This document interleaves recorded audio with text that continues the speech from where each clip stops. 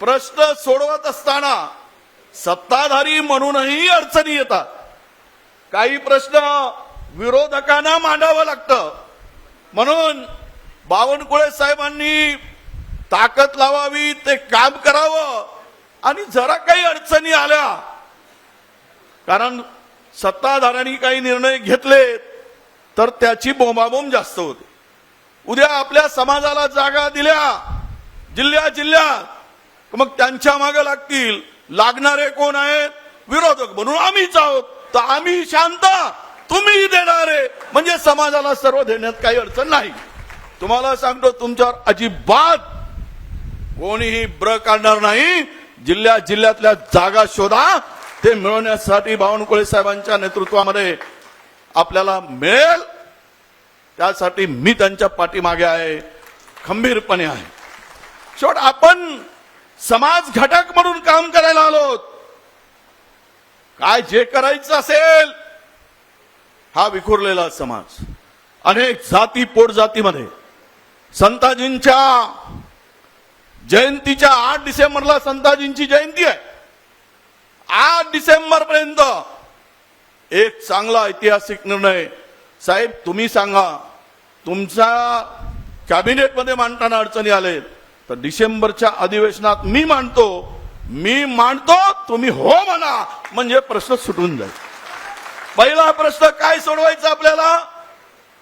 पहिला प्रश्न आम्हाला कोणी कोणाला कितीही देवो, पण आपल्या समाजाचा संत श्रेष्ठ संताजी जगनाडे महाराज महामंडळ व्हावं आणि 1000 कोटी रुपये त्या महामंडळाला आपण मिळावेत, ही आमची मनापासून इच्छा आहे.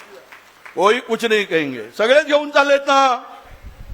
आपण नेलं तर काय 2 नंबरचा समाज आहे महाराष्ट्रात. मोठ्या समाजाला लाखो करोडो रुपये मिळालेत. मग 2 नंबरचा समाज असेल आणि मंत्रिमंडळामध्ये सध्या तुम्ही 2 नंबरवर आहात. त्यामुळं हा प्रश्न, तुमची जबाबदारी आहे तेवढी माझी आहे, पण तुमची तिकडे आता चलती आहे. तुमचा शब्द कोणी खाली पडत नाही.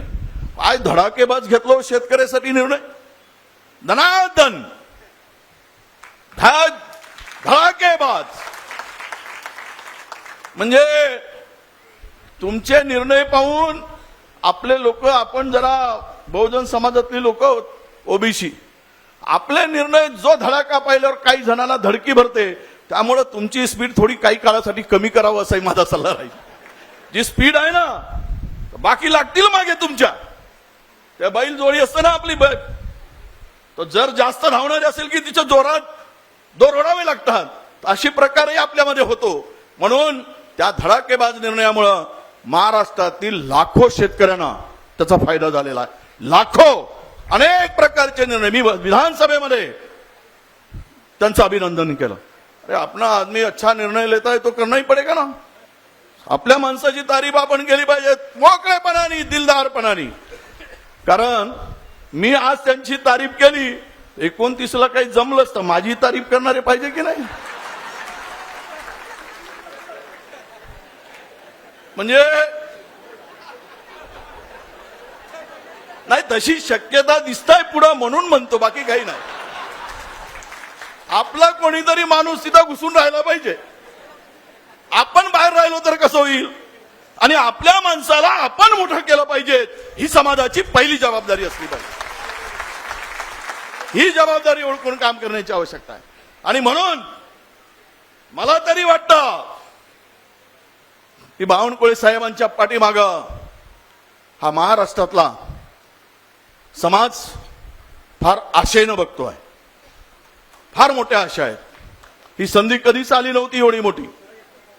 आणि नशिबानं विरोधी पक्षातही नंबर 1 वर आणि तिकडे सध्या तुम्ही नंबर 1 वरच आहे. थोडीशी वाट पाहावं लागत आहे. जरा काही काळ आहे, मला वाटतं की लागेल. आम्हाला आशा आहे, मा जगदंबेच्या महालक्ष्मीला आपण सगळेजण वंदन करून जा की आपल्या माणसाचा नंबर लवकरात लवकर लागला पाहिजे. कारण तसे वारे तिकडेही वाहत आहे. चर्चेला जोरात पूत आलाय. आपले इकडचे नंबर 1 चे जातील आणि आमच्या नंबर 2 चा नंबर लागेल असे सगळेजण म्हणत आहेत. त्यामुळे आमच्या शुभेच्छा आहेत.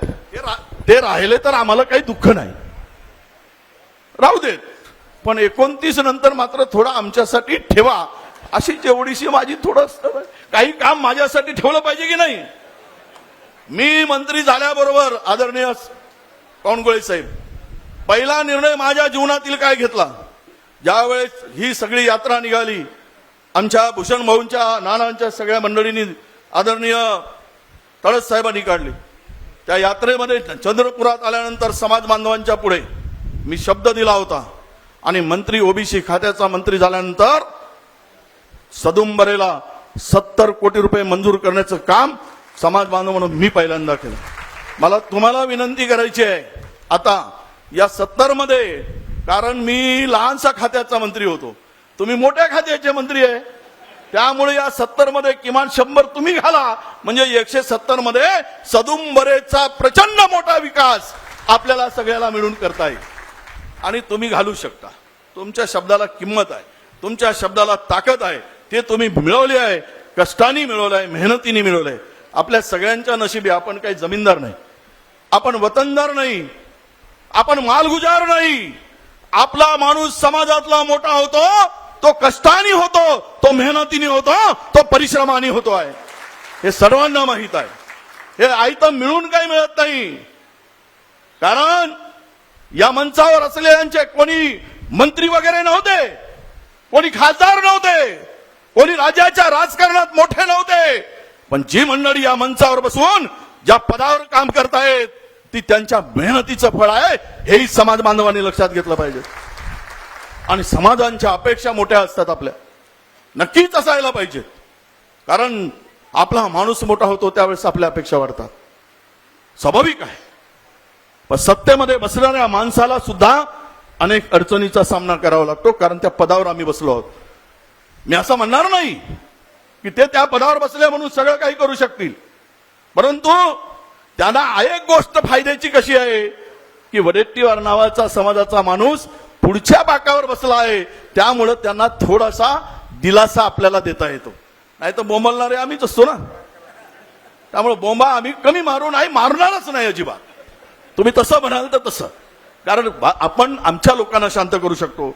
आता तुमच्यामध्ये तुम्ही खरं तर इथले प्रश्न खूप मोठे आहेत.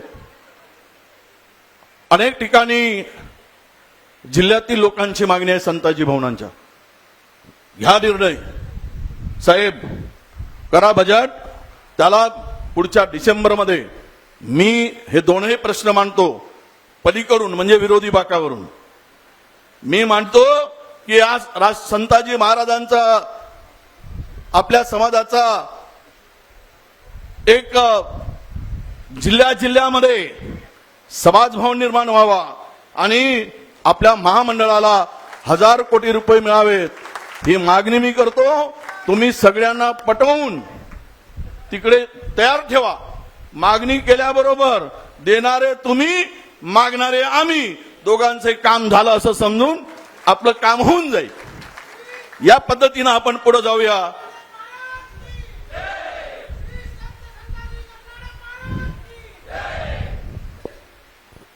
यासाठी या मेळाव्यामध्ये एक आमचा भूषण भाऊ संजय भाऊ विभूते हा एक समाजासाठी, शिवाजीरावांचं नाव घेतलं नाही मला वाटतं, सॉरी, माझे मित्र होते ते, आम्ही सोबत अनेक वर्ष आमदार केले. शिवाजी आहेत मित्र आहेत, पण माझे मित्र आहेत अजून, आणि मित्र आहेत म्हणून त्यांचं नाव जरा सुटलं त्यांची माफी मागितली पाहिजे. साहेब बावनकुळे साहेबांना, तळस साहेबांना, नाना, जरा संजय भाऊवर लढाऊ माणूस आहे, लढणारा माणूस आहे, अशा माणसावर काही अधिक जबाबदारी द्या आणि त्यांना जुंपा, ते ताकदीनं पुढे समाजाला घेऊन जातील. जबाबदारी दिली पाहिजेत. तुम्ही सांगाल ती जबाबदारी त्या सगळ्यावर आपण देऊ आणि कामाला लागूया. इथे दफनभूमीचा प्रश्न मोठा आहे, सगळ्या समाज बांधवांची मागणी आहे. दफनभूमीचा प्रश्न सुटावा आणि थोडासा आठवड्यातून 2 तास जरी तुम्ही समाजाच्या लोकांसाठी दिला तर मला वाटतं की हा समाज तुम्हाला शेवटपर्यंत तुमच्या पाठीमागे राहील, ताकदीनं उभा राहील. अगदीच किरकोळ प्रश्न आहे. काय आहे? सुटा तेलाचा प्रश्न, अगदी छोटा प्रश्न आमच्या गवळी साहेबांनी मांडला. अरे आपला धंदाच तो आहे ना. आता मी मुळात मी आंध्रातला, आमचा घाणा तेलाचा होता. आम्ही तेल काढायचं घाणा झुकून, आमचा धंदा तो आहे. मग आम्ही तेल काढणाऱ्यांना खुला तेल विकायसाठी गावागावात दुकानं कोणाची होती? आमचीच होती ना. दिवाळीचे दिवे लागले नसते ना, दिवाळी साजरी झाली नसती. जर संताजी जगणारे जन्माला आले नसते तर तुकोबाची गाथा समाजाला दिसली असती का? तुकोबाची बोलेवाणी संताजीची चालेले कनी. कोणी म्हणतात त्या गाथा बुडवल्या गेल्या. गाथा कोणी म्हणतं की गाथा उचलून घेऊन गेले. खरी परिस्थिती काही असू देत, पण त्या गाथा लिहिण्याचं म्हणजेच आपल्या समाजातील शिक्षित पहिला कोण असेल या देशात, तर ते शिक्षित संत कोण होतं? ज्याला लिहिता येत होता ते संत जगणारे महाराज आहेत, संताजी आहेत. हे आपण लक्षात घेतलं पाहिजे. ज्या आपल्या समाजातला सर्वात शिकलेला जर संत असेल तर त्या समाजाला कुठल्या दिशेने घेऊन गेलं पाहिजेत आपण? तो समाज कसा घडला पाहिजेत? आणि म्हणून माझी तुमच्याकडनं हे जे काही समाजाचे प्रश्न आहेत, सुटा तेल. अहो मला सांगा, शेंगदाणे काय भाव आहे? किती रुपये किलो आहे? 80 रुपये किलो. किती? शेंगदाणे, तेल नाही.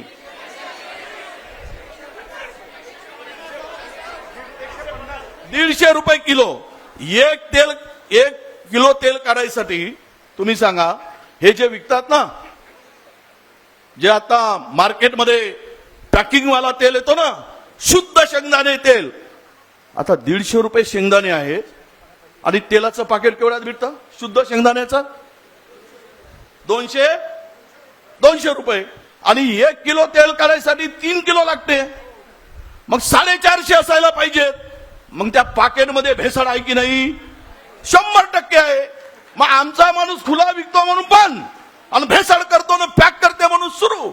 वारे वा शहाण्यानो, हे तुमच्या अकलेचे दिवाळी निघालेत. प्युअर तेल आम्ही काढतो. प्युअर तेल काढत होते म्हणून कोणालाही हार्ट अटॅक येत नव्हता. आता पामोलिन खातात, सगळं भेसळ खाऊन राहिले. म्हणून बावनकुळे साहेब, आपण आदरणीय मंत्री महोदय, आदरणीय आपले नेते म्हणून, हा खुल्या तेलाचा प्रश्न आहे, सुट्या तेलाचा प्रश्न. कारण कोण्या जर गरीब माणसाला 100 ग्राम घ्यायचं असेल, तिच्या खिशामध्ये 30 रुपये असतील, तर ते 100 ग्राम तेल खुलं घेऊन येईल. 100 ग्रॅमचं पाकिट येत नाही, अर्धा किलोचं पाकिट येत नाही, 5 किलोचं कदाचित येईल. पण गरीब माणसाला कुठून तेल घ्यायचं असेल तर तो खुलंच तेल घेईल, सुटा तेल घेईल. आणि म्हणून हा प्रश्न आपल्या बेसवर, प्रायोरिटीवर हा प्रश्न सोडवून समाजाला न्याय देण्याची भूमिका आपण घ्यावी, अशी मी आपल्याकडनं आपल्याला विनंती करतोय. शेवट मागणारा मी आहे, माझ्या हातात द्यायला काही नाही. ज्या दिवशी येईल त्या दिवशी नक्की देईल. थोडी भेटली संधी तर मी बरोबर दणका मारला आणि 70 कोटी काढून घेतले. संधी मिळाली पाहिजेत. आता तुम्हाला संधी आहे, आम्ही तुमच्या मागे उभे आहोत. ज्या दिवशी माझ्या मागे मला भेटेल मग तुम्ही माझ्या मागे लागा. माझ्या मागे वाटल्यास ते काय म्हणते, बैलाला ढोसतो तशी तुतारी घेऊन लागा. चालेल, मी ते सहन करेल, पण काम करून दाखवेल, हा विश्वास या निमित्तानं मी आपल्या सगळ्यांना देतोय. प्रश्न खूप आहेत, बोलणारे नेते आहेत, त्यामुळं बावनकुळे साहेबांच्याकडून असलेल्या अपेक्षा नक्की आपण पूर्ण करूया. ते पूर्ण करतील आणि समाजाला मोठ्या आशेने जे आपण या ठिकाणी आलात, अपेक्षा घेऊन आलात, समाजाच्या सर्व अपेक्षा पूर्ण झाल्या नाही तरी समाज संघटन करून, समाजाची ताकद वाढवून, समाजाला न्याय देण्यासाठी एकत्रितपणे लढण्याची जिद्द या मेळाव्यातून आपण घेऊन जावी, अशी अपेक्षा व्यक्त करतो आणि आपल्याला शुभेच्छा देतो. धन्यवाद. जय संताजी.